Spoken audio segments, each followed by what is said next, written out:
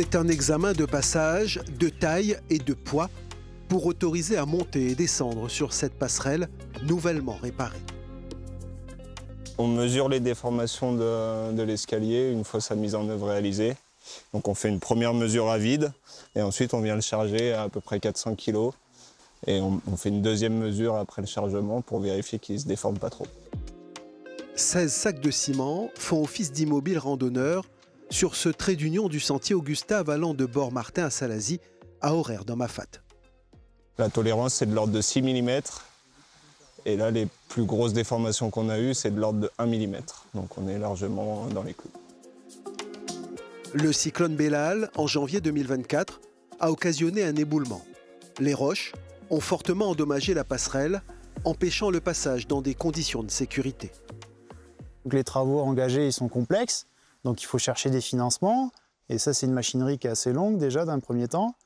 Et après, c'était une zone où il y a déjà eu 2 morts. Donc il faut, pour nous, l'ONF, qu'on prenne le temps vraiment de bien sécuriser la zone. Donc il a fallu faire des études géotechniques, être sûr que la zone qui a été emportée par le cyclone, elle ne se remobilise pas. Et ensuite, il a fallu mettre en place les travaux.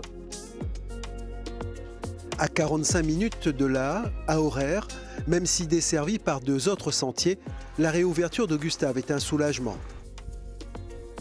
Par exemple, pour le boulanger, car les randonneurs peuvent refaire une boucle en descendant par le sentier scout et remonter par Augustav. Brian, on a envie de savoir. Il y a même des clients, quand on dit aux autres que Augustav est fermé, et du coup, il annule parce que tu ne veux pas faire l'aller-retour scout, tu vois. Fatigue un petit peu moralement. Hein. La réouverture était d'autant plus attendue que le sentier Augustav mène au captage d'eau alimentant le village. Et ce sont les habitants eux-mêmes qui le nettoient ou réparent les canalisations. Il fallait prendre l'hélicoptère, il fallait appeler les compagnies pour voir si c'était disponible ou pas, pour qu'on forme une équipe pour aller au début du captage pour voir le problème. En 2023, ce sentier de rempart, frais, spectaculaire, pentu et vertigineux, a enregistré 30 000 passages. Les ouvriers forestiers sont intervenus là, les dernières semaines pour dégager la végétation sur le sentier. Ce qu'on voit, c'est quand même un sentier qui est quand même assez envahi. On voit le longos qui est un peu partout sur les côtés. Et donc, il y a un travaux de dégagement de végétation qui a été fait assez important pour permettre justement au public de revenir sur l'itinéraire.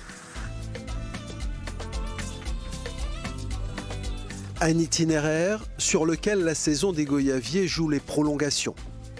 Des fruits violets et goûtus que seuls les premiers promeneurs dégusteront.